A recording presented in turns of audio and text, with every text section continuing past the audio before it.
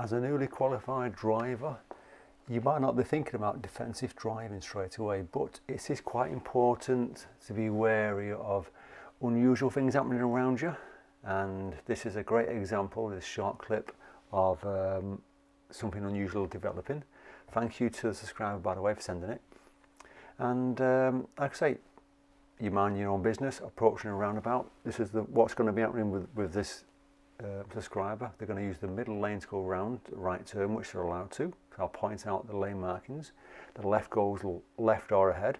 The middle lane, which we're going to take, goes ahead or right. And the right lane says right turn only.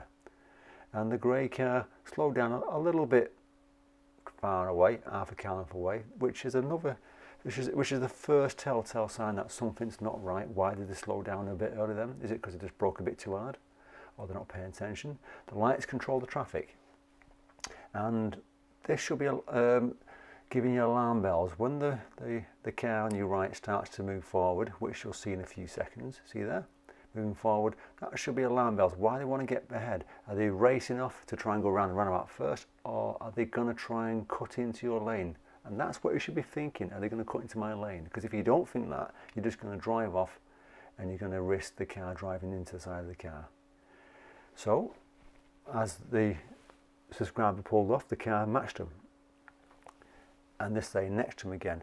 Now, what the subscriber done here was fantastic. As they're about to pull off, they took the time. They let that grey car just get ahead of them and just see what they did. And you'll see that it cuts into the middle lane, which is our lane we're in.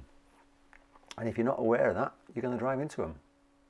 See, they indicate a little bit late. So just be aware of cars around you and safe driving.